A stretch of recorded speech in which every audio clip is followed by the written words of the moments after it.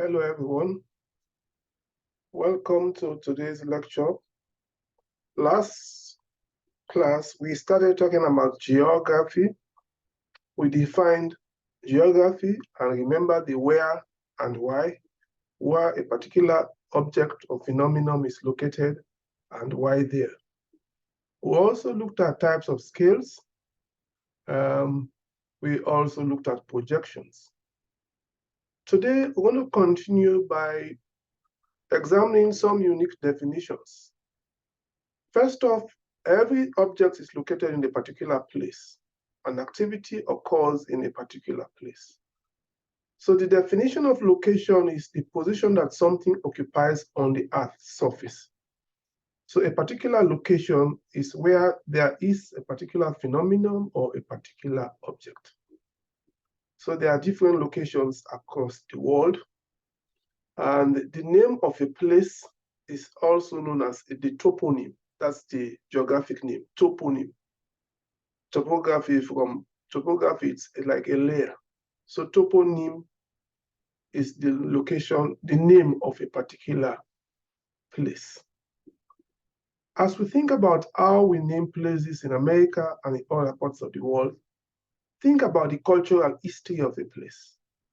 For instance, in Oklahoma, several places were named after Native American chiefs or Native American nations or tribes that first settled in that place.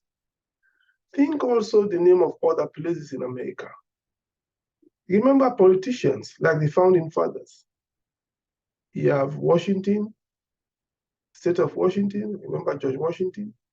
You have other renowned founding fathers whose names have been used to name places, to name streets, to name towns, to name cities, etc., etc.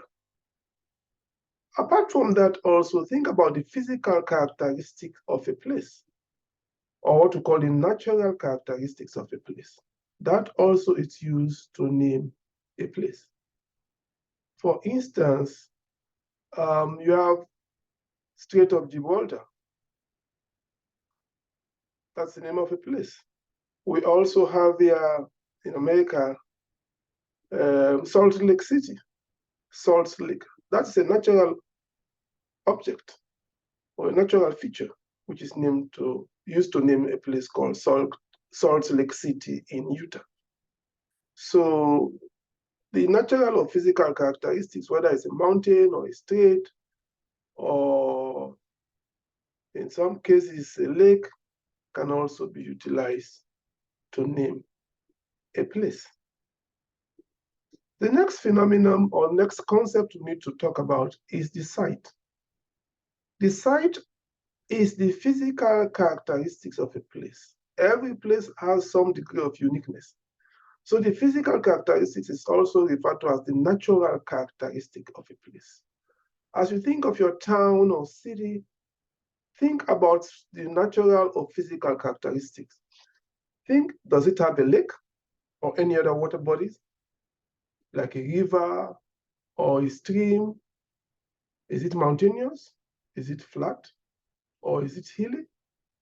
All of those are part of the natural or physical characteristics of your city or town. You can also think about the temperature. Is it very warm during the summer or moderately warm? Is it icy cold during the winter or moderately cold? You also think about the vegetation and soil component of your city or town.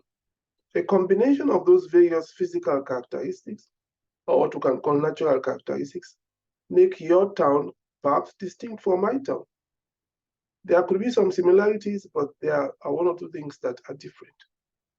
For instance, if you live in Claremont, think about the hilly area approaching RSU. Think about the river, Valdez River close to Claremont. Think about the temperature that is normally warm during the summer and moderately cold, at times very cold during the winter. All of those are natural or physical characteristics of Claremont. The situation of a place is also known as the relative location of a place.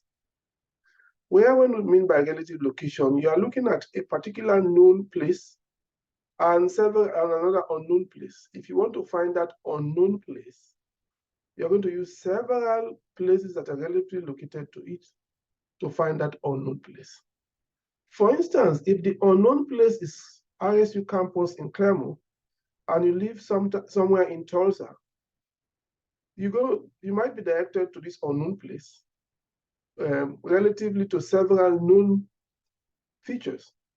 For instance, they will tell you that if you're coming from North Tulsa, get onto I-44, keep coming until you see exit 241, and then you keep coming on Route 66, keep coming, they have about 15 to 20 minutes until you see a Walmart on your right, keep coming, another 5-minute drive until you see a Walgreens at the intersection of 66 and 88, make a left, come straight up, you cross a McDonald's on your right, and you see a hill, and at the top of that hill, make a left turn, and you are at RSU campus in Claremont. So the situation of a place is the relative location of that particular place in this example, Claremont, RSU Claremont campus, relative to several other places that were utilized to guide you to arrive here. The situation is also the importance of a place. Some places are strategically located, and that can be useful for military purpose or trade purpose, etc. So the significance of a place is also important. It could be for economic reasons. For some of the states, big ships travel there to circulate goods around the world. Other places is strategically important for military purposes, etc., etc. So that strategic location of a place can also be the situation of that place.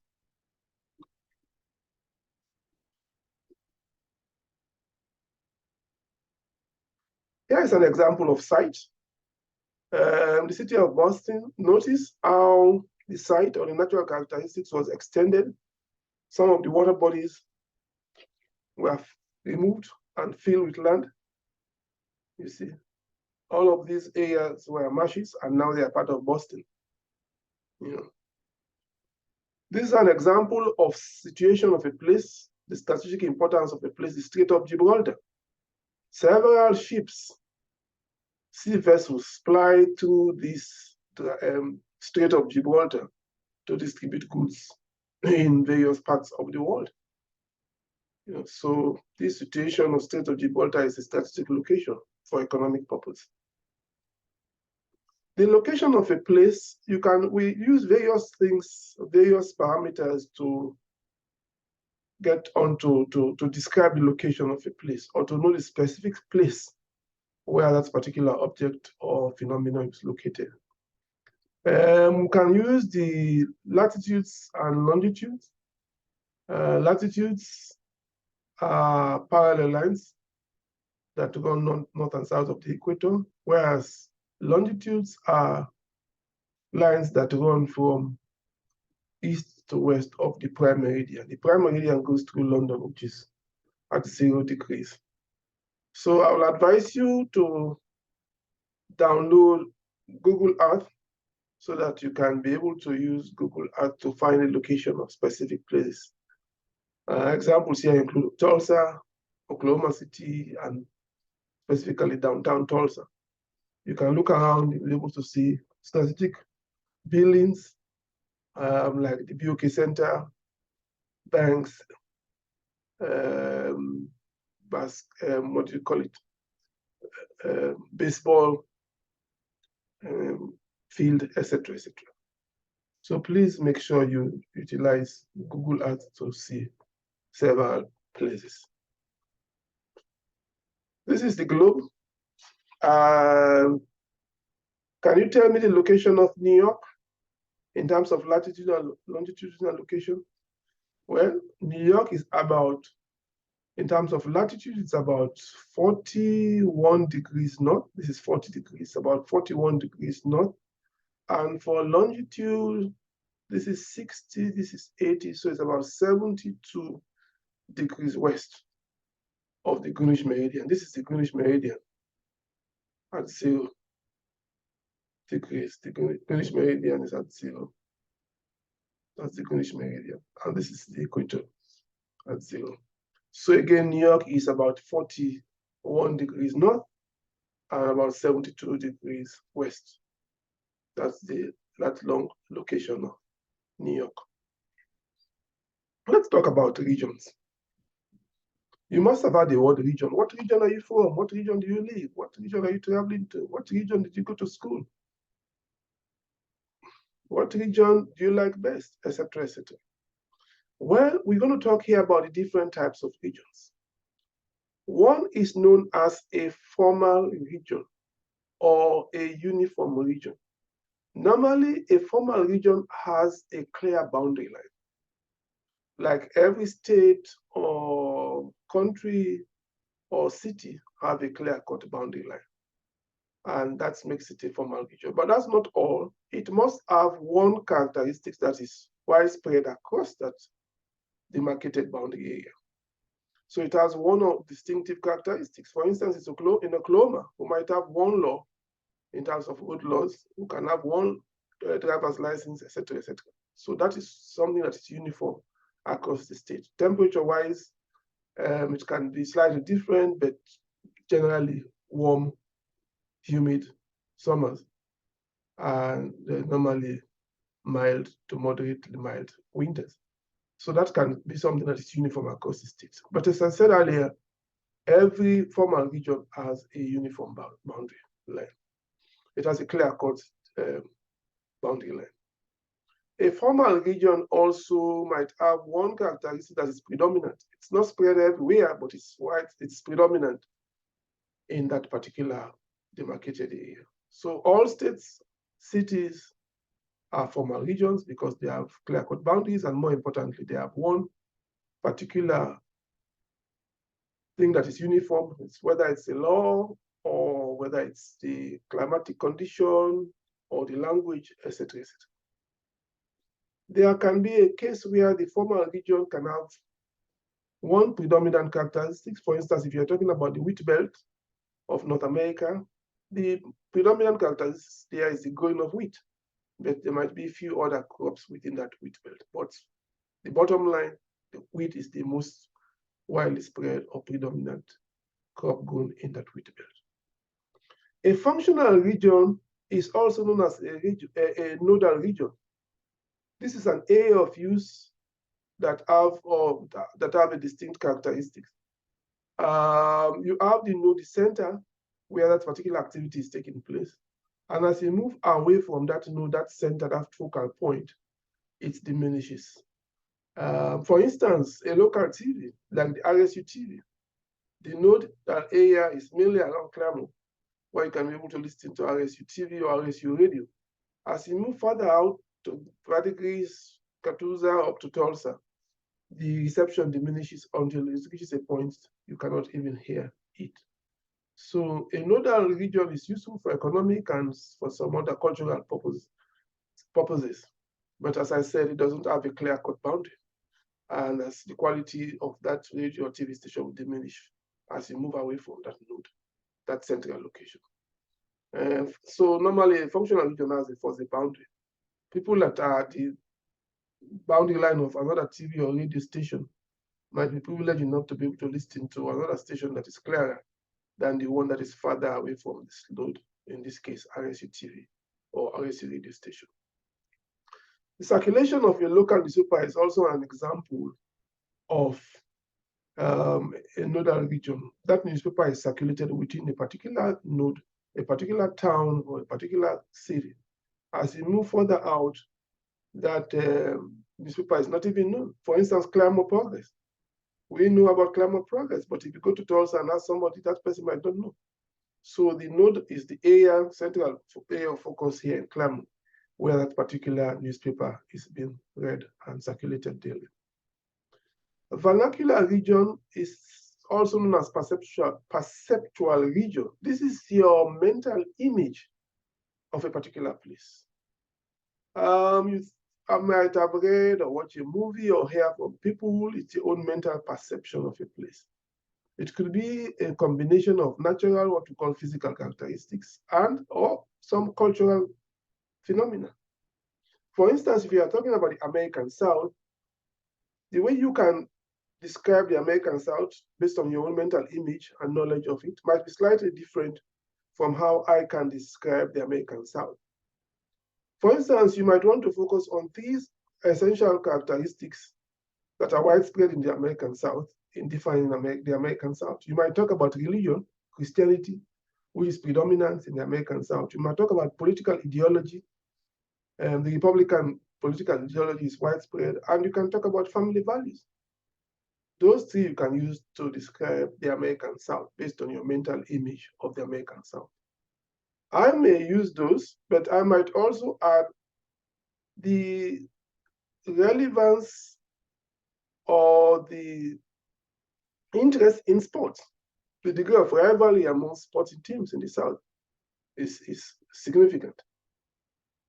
So that can be another factor that I can use. I can also talk about the temperature or the climatic condition in general, which is normally warm and humid during the summer and mild to moderate winter.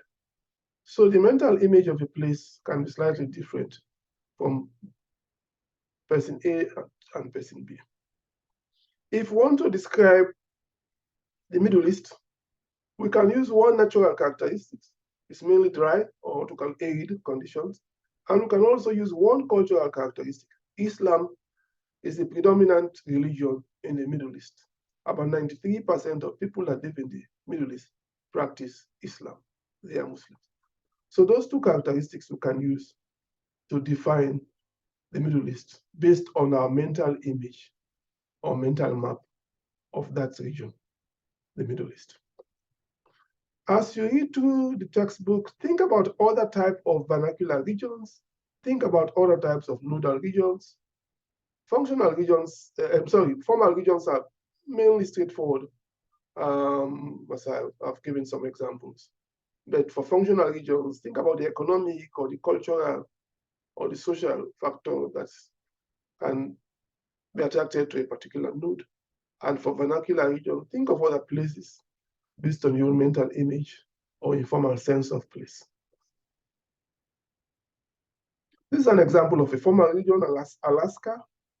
One common aspect here will be the use of English as a language. You can also, in some cases, the widespread use of Native American languages. That those can be utilized to describe Alaska as a formal region. A functional region here, we see TV markets. Notice here we see in Orlando a TV market here. This is a node. People within Orlando will be utilizing the service of this TV market. But mind you, if you are very not in the northwestern corner of Orlando, closer to Gainesville, there's a tendency for you to be able to use Gainesville TV market, even though you live in Orlando, because the reception might be better because of proximity to Gainesville. Whereas in northwestern Orlando, you might be distance away from the node where the TV station is. So look at those examples. Fort Myers, Naples, but this one in Orlando is much more relevant to explain the point that those people at the Northwest might be utilizing the service of Gainesville because the Orlando node here is distance away. So there might be better reception if they get access to Gainesville TV market. Vernacular region. The textbook described the American South, partly historically. It talked about Confederate states. You call the Civil War, 1861 to 1865. They also talked about use of y'all to address people with a common jargon. They look at income below the national average, annual precipitation, dominance of Baptists, etc., etc. Next is culture. If you are talking about a place or you're talking about people, culture is an integral part. It is an essential part of us.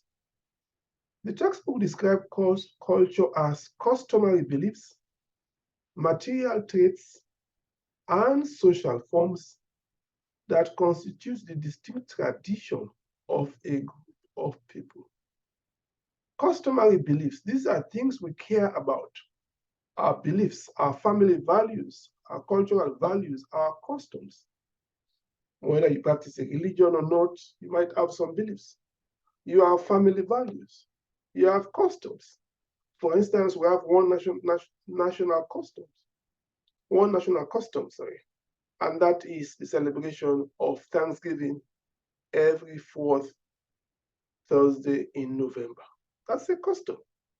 That is something that has been ongoing for 401 years now. It started in 1621. So we also have the beliefs, what you believe in. Those are all what we take care of. But we also have about things that we take care of. Beliefs, values, and customs, and what to take care about or what to care about. Most of these are part of us in it, like our belief systems. Then we have things that we take care of. Basically, the essentials of life: food, clothes, clothing, and shelter. Those are things to take care of. We grow crops, we buy clothing, or some people make clothing, and we have homes where we settle. So all of those are part of culture. As we go along, we'll spend some weeks on some of these cultural attributes. Like material traits, these are things that are tangible, things that you see and touch. Drums, cuisine, clothing, etc., of a particular culture. Then social forms will include organization of people, to include political organization, kit and kin, etc. We're not going to deliberate deeply into these. We'll leave it for the sociologists and the anthropologists. But we'll talk briefly as we look at issues such as ethnicities, political organization, migration, etc. Next is spatial association. This is the degree to which the distribution of one feature is related to the distribution of another feature. That spatial association, that relationship between the presence of A and B can be associated with the presence of C and D, can be good or bad thing, depending on what type of spatial association. For instance, there's a tendency for people with high education, relatively high income, relatively good socioeconomic status, might have most likely have good school system in that neighborhood and less crime. So the socioeconomic status of somebody or a group of people can be linked to the quality educational system in that district or in that neighborhood, and also less crime. However, there are cases where there might be some, what I can call, negative spatial association. For instance, opioid has been a problem in America over the past, well, I would say 10 years. So if we look at map A, we see over, map A talks about overdose due to the use of opioid. Then map B talks about the prescription. So if there's a lot of opium being prescribed, like in the case morphine being prescribed, there could be a tendency of it to be overused, whether it's overused by patients or whether it's overused by those that can buy it from other sources and use it as a form of drug to feel fine, quote unquote. But we see the spatial association here. For instance, if you look at this part of the map, over 959 milligram is prescribed. Then look at the next map, map A. Look at the death rate, 25 and above. For every 100,000 people die. If you come to this area of the map, western part, what do you see? Opioid use is very high, especially morphine. And if you transpose it to map A, look at the death rate. It's really high. So that spatial association is there. Another example could be poor neighborhood, less education, higher crime, higher burglary. All of those are spatially associated, as linked or associated. So we see those in some cities, some of the inner city neighborhoods. We'll address that later in the semester. As you go through this lecture, if you have any questions, please don't hesitate to email me or to bring it up at the start of our next lecture. Scale. One essential aspect of geography is scale. You have local scale, you have regional scale, you have national scale, and you have global scale. So there is some interconnectedness between the local and the global, especially with globalization nowadays. You must have heard about this buzzword, globalization. The textbook describes globalization as a force or process that involves the entire world and results in making something worldwide in scope. I would argue that globalization leads to a lot of what we can call interconnectedness and interdependence. We are connected one way or another. What happens in China can influence us here. For instance, if they don't produce some of the commodities we need, there could be scarcity of those goods in our stores. So that's just an example of that interconnectedness or interdependence. We're also interconnected. We see several things that we produce here are utilized in other parts of the world. For instance, Apple products, iPhone, iPad, all the i's, widespread across the world. So, but who owns Apple? The key players are investors, but a good number of them are here, and their headquarters is in Silicon Valley in San Francisco, California. So globalization has resulted in a number of good and some not so good. There is now quicker communication and interaction with others that live in faraway places, thanks to social media platforms. You know them more than I do. Facebook, Snapchat, Instagram, TikTok, etc., etc. Those have been able to connect people across the world. Imagine your Snapchat friends or fans, your TikTok friends or fans, etc., etc. Imagine those celebrities, those top musicians, how they have so many millions of followers, etc., etc. So they can post a picture on Instagram or do a recording, a short video, post it in TikTok, and then that can go across the world in a few minutes. So that quicker communication is useful for products, economic, for cultural, etc., etc., etc. But as we think about those positive things in terms of education, you can do online classes, you can be far away, doesn't matter, you can, thanks to Zoom and other educational platforms, you can, take classes far away, synchronize or asynchronized classes, etc., etc. Let's think of some of the other issues that arise due to globalization. It's becoming more of a uniform world. Cultural preferences are sort of uniform across the world. For instance, McDonald's, you talk about, I've already talked about the use of Apple products, but also let's think about religion. The predominant ones now are Islam and Christianity, widespread across the world. We also think about t-shirts and jeans. Those are widespread across the world. And so it's becoming more of a uniform cultural practice. Hip-hop music, soul music, etc., etc. A good number of those are across the world. Then we also have what is called homogeneous landscape. If you are playing golf, if you're familiar with golf, the golf course in America, whether it's in California or in Savannah, Georgia, is similar to the golf course in Delhi, New Delhi in India, or the one in Cape Town in South Africa, or the one in Scotland in the United Kingdom, etc., etc. So, but all of those uniformity, whether it's cultural uniformity or landscape homogeneity, are leading to some form of threats on traditional cultural practice. Some traditional cultural practices are being eroded. For instance, here in America, most of the Native American cultural practices that were widespread 100 years ago are no longer practiced. Some of them might be even questioned by the government, saying it's a little bit harsh or inhuman, etc. So a good number of those rituals are gone. In some countries, they think that Westerners, especially United States and Western European, are trying to dominate the world with spreading uniform cultural practices. So some people will receive it and also maintain part of their traditional cultural practices. Others will not. And in some cases, it can lead to even tensions. I recall there was one Miss World contest, which they were hosted in Indonesia.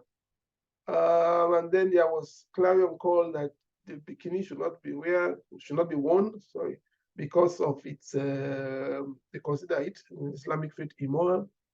And then they started to demonstrate. They had to move it at the 11th minute to Bali, which is more of a tourist area in Indonesia. They had to move it from the main city to Bali. Otherwise, the Miss World Beauty contest would not have been held. So some of other traditional people in some parts of the world will censor the type of programs that are being shown on TV.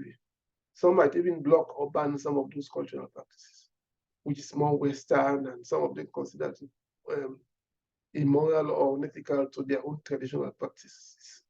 So those are some of the things about globalization. Yes, it is good, but I would consider it, should I say, a double-edged sword. Whereas most of it is good, there are areas where it can lead to conflict amongst cultures.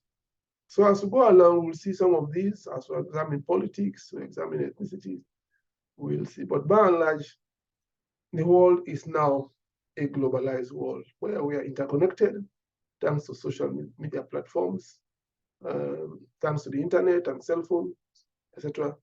And also we are interdependent. For instance, coffee. Most of you like coffee or Coke, but coffee cannot be grown in the United States. So we have to import it from tropical countries. And as a result, we're interdependent. For us to get coffee, we have to import. We like chocolate, but cacao or cocoa is not grown in America. So we have to import it likewise. So we see that degree of interdependence on two of our favorite things here, food we like, coffee, and of course, chocolate. Let's talk a little bit about some of the arrangement of objects in space. The distribution of features in space, it can take 3 dimensions. One is density. It's the frequency with which something occurs in space. So if you go to the classroom, there are 30 of you in that classroom. The density is that classroom size divided by the land area of that classroom. It can be the density of a city, the number of people in that city divided by the land area of that city. It can be the density of a country, the number of people in that country divided by the land area of the country. Concentration is the extent of a feature spread over space. Are things close to each other? Are houses arranged like in inner cities close to each other? Then we say they are clustered. Or are they far away from each other? So their concentration is much widely spread. We say they are dispersed. For instance, if you go to suburb, one house is here, the next house might be 20 or 30 yards or 50 yards away. So in that case, it is dispersed, spread out. Whereas in inner cities, the houses might be close to each other and clustered. So as we look at the spatial arrangement as we go along the semester, think about clustering and dispersed arrangement of objects, whether it's houses and neighborhoods or whether it's shopping center areas, etc., etc. Pattern is the geometric arrangement of objects in space. Are they organized in the form of a line or like the grid system as we see most of our roads here in America? Is it circular? All of those are geometric arrangements of objects. So as we look at the distribution of features, think about density, concentration, and pattern. Let's give an example here. Most of them are farming here. You have several farmland, but they are spread away. Of course, they are not close to each other. Whereas if you go to other parts of the world, the farmlands are close to each other, which is called a clustered pattern. But ours is widespread, which we call dispersed pattern of agricultural fields. So here is an example. Density. This is 3 times 1, 2, 3, 4, 3 times 6, 18. So the density here is greater. Then here it's lesser because there are fewer objects, fewer chairs. Here we have 9 compared to 18, so the density will be lesser here. The same land, the same classroom size, but the density is high here because we have more objects here than here. Then this is the dispersed, the arrangement, spatial arrangement. It is not clustered, it is dispersed. They are distant away from each other, unlike here when they are here where they are close to each other. So this is an example of density. Then here it's terms of less dense, but here it is clustered, but here they are dispersed. Okay. So we're going to examine these definitions in detail during our next lecture next week, population and health, but I'll just run through them quickly here. Arithmetic density, what do we mean? It's just the number of people divided by the land area, whether it's a neighborhood, whether it's a city, whether it's a town, whether it's a country, or whether it's a region, just the number of people divided by the land area. That's arithmetic density. Physiological density is a bit different. This is the same the number of people, but what is different is that number of people is divided by suitable agricultural land. Not all land is suitable for agriculture. Some are barren. Some are infertile. So when we talk about the physiological density, we are talking about the number of persons per unit area of suitable agricultural land. We also have what is called agricultural density. That's the number of farmers, those that are engaged in farming, divided by farmland. Again, that has to be suitable agricultural land. The number of farmers per unit area of farmland. Please, as you go through this lecture, make sure you listen to the short clip about population distribution and density.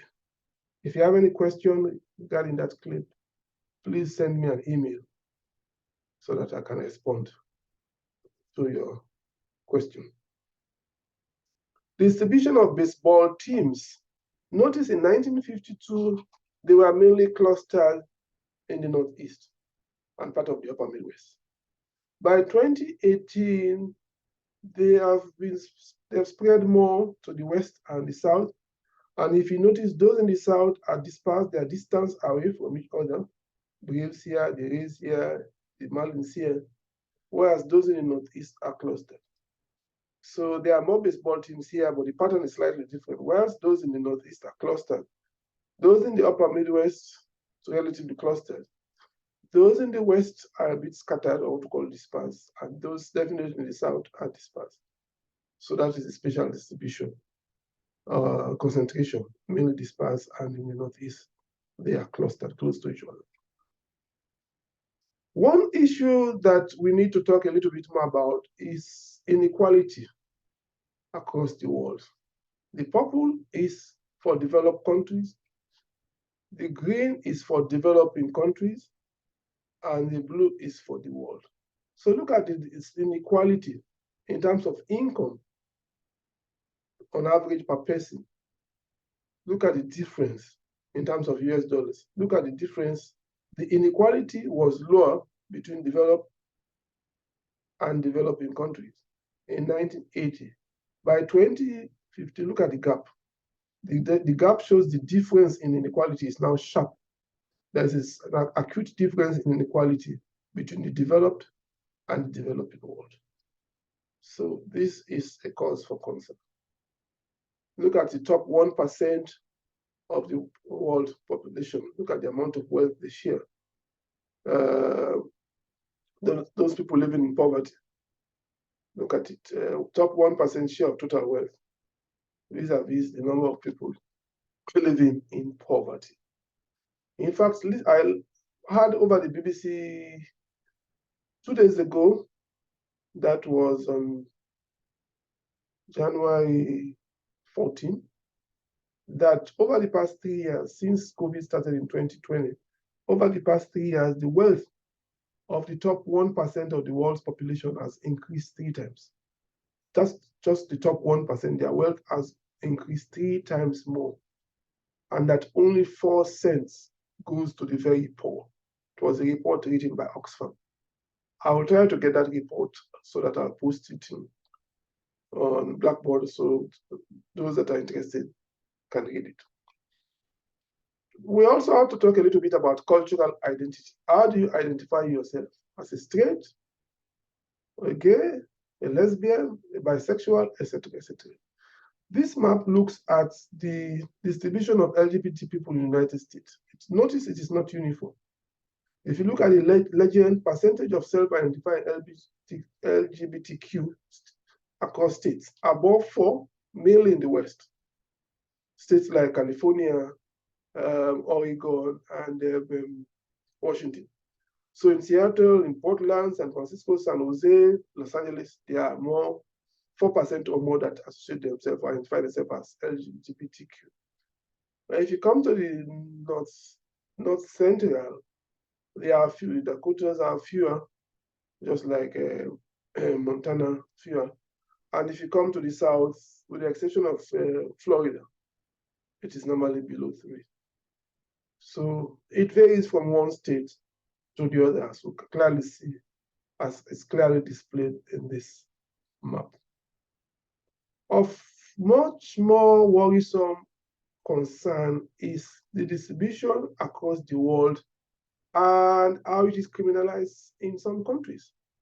If you look at the map and look at the legend, death penalty in some of these countries, in North Africa, in Southwest Asia in particular, and parts of South Asia, an LGBT person caught is tried and the punishment is death penalty. In some other countries, mainly in Africa, and some other places like parts of Russia, it is imprisonment. In other places, like Russia, it's other form of criminalization, but most parts of Africa, you see, including South Asia, India, it is imprisonment.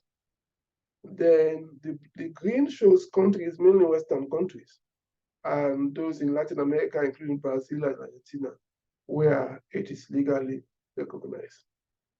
So cultural identity can be a nightmare for some people in some parts of the world, whereas for mostly Western countries, Central and North and Western Europe, North America, and increasingly greater part of South America, it's not a problem. But in most parts of Africa, with the exception of Southern Africa, Asia, it is problematic. Okay. The next concept we need to know about is diffusion. Diffusion is the process by which a feature spread across space and over time.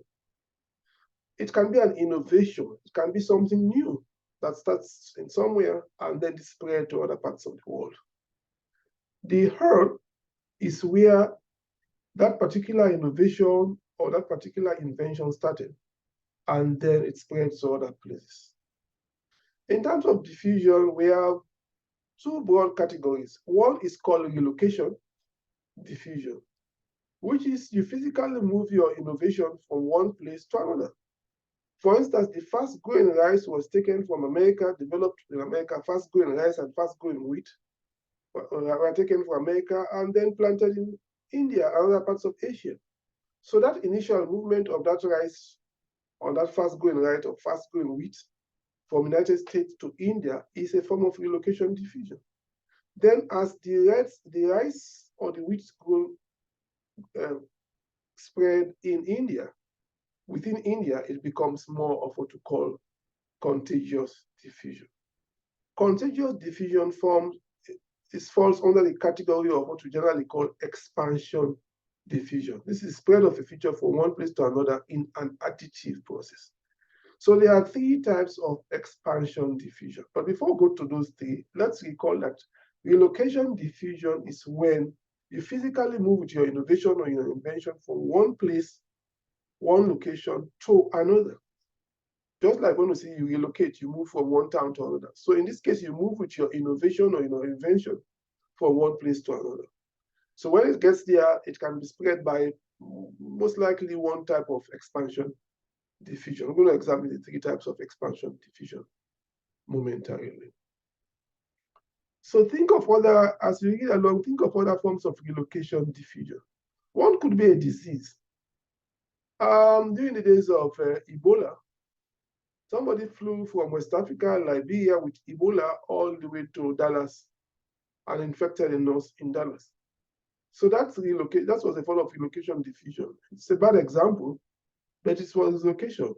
A disease that is unknown was taken from a country in West Africa and brought to Dallas, Texas, in southern United States. That's a form of relocation diffusion. So now let's explain expansion diffusion. Let's get into the discussion on expansion diffusion. As I pointed out a few seconds ago, there are three types of expansion diffusion. But before we go there, let's just look at these examples of relocation diffusion. Coins in France. They started in Paris in February 2002, and then it spread by May to other parts of the country. By August, it has spread to other cities, including Lyon and Bordeaux. And by November, it has circulated across the entire country. So from Paris, it was taken to other places. So it's a form of relocation diffusion. Now, let's talk about the three types of expansion diffusion. One is known as hierarchical diffusion. This is what we call top to bottom. It's spread by authorities. People that are of higher authority or those in the developed world spread it to those in the developing world. So when we say hierarchy, it's a top-down approach. Those with authority start it and it spread to those with less authority. For instance, if something starts in America, that's commercial TV in 1954, or Facebook, or the internet, and then spread to other developed and subsequently developing countries, that innovation, that invention is spread in the form of hierarchical diffusion from top developed country to bottom to the developing countries. So another example here is the affordable healthcare, popularly nicknamed Obamacare. It started at the federal level and then spread to states and then to local level. That's a form of hierarchical diffusion. So an innovation when everybody was compelled to have an insurance, a medical insurance in America. Contagious diffusion is more widespread across people and it's a rapid spread. It can be person-to-person contact. Imagine in your class, you're a born-again Christian, you come, you sit next to another person, you start to persuade that person to become a Christian, to become a born-again Christian, take him or her to church, and then talk to others. Then by the end of the semester, 5 of you sitting in row 3 in the classroom are now Christians. That's a form of contagious diffusion. But contagious diffusion now is widespread thanks to social media platforms. That person-to-person, that virtual contact has led to widespread diffusion of contagious diffusion. Whether it's something that something started, innovated by a movie star or a musical icon or whosoever, it can be spread amongst people within that social media platform. Whether it's a form of dancing, a type of cuisine, a form of hairstyle, you name it. It is widespread thanks to social media platform. Person-to-person contact is still there, but the biggest one now is through social media or through TV. For instance, tele-evangelism. Those mega churches, they will conduct a service on TV, and millions of people can listen to it across the world. And at the end of the service, they ask for those who want to be converted or those who want to embrace born-again Christianity. And within that TV platform or online platform, more people can become born-again Christians.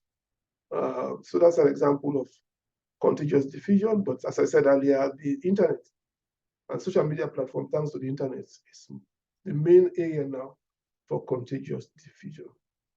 Stimulus diffusion is not common. This is spread of an underlying principle, even if the characteristics itself fails to diffuse. A typical example here was in the 1970s, IBM and Microsoft were the two rivals for the spread of computer usage, development, software, hardware, package, etc., etc. So the underlying principle, this mouse clicking of an icon using a mouse, whether it's inbuilt mouse or a mouse on an external mouse, was developed by IBM. But IBM did not succeed in spreading computer usage across the world, unlike Microsoft. But Microsoft continued using that IBM mouse, an icon phenomenon until now that we still use. You go onto your laptop or desktop is mainly in offices now.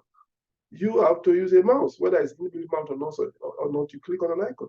So the spread of the underlying principle there was the spread of the clicking on the use of the mouse. But the spread of IBM computer in this case did not materialize.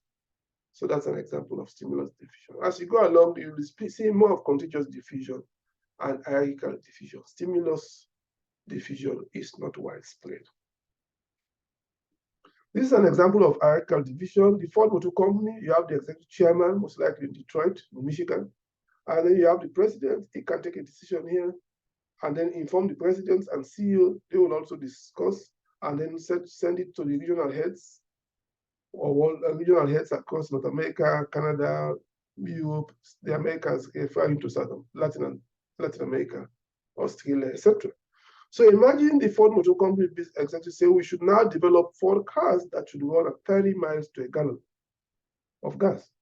Then that's spread to this president, they will meet and discuss it, and then they tell these regional heads and those engineers in these various parts of the world. The task now is to find ways and means to produce a Ford car or SUV or truck that will run 30 miles to a gallon of fuel. So the spread of that information or that idea is from top to bottom. So from the hierarchy, from top authority to the lower authorities. That's an example of hierarchical diffusion. In this case, the example I've just mentioned is developing cars. That's the potential innovation. Innovation is to develop cars that can run up to 30 miles, or vehicles in general that can run up to 30 miles to a gallon of fuel. Contagious diffusion, electric scooter, you belong to a sorority or a fraternity or a club, and a few members want to use scooter, and then others say who also will use scooter, and then it just person-to-person contact just spread like that amongst all members, of that sorority or fraternity or club or whatever form of organization. Distance decay is partly now due to fast transportation and then the internet and general telecommunication. Places that were far away, there was little interaction, but now the internet and fast-moving transportation, especially the airplane, there's not much problem nowadays. You can be far away, but you can still interact with people that are distance away from you. That also leads us to what is called space-time compression, lessening of the distance decay, which was farther places you cannot get there.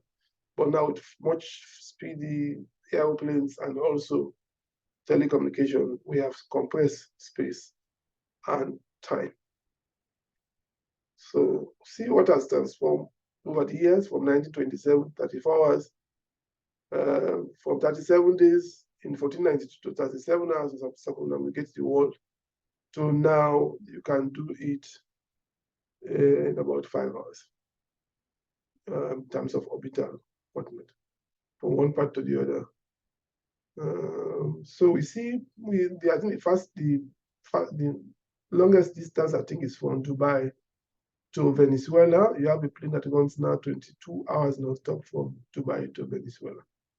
So spatial interaction is no longer a problem thanks to virtual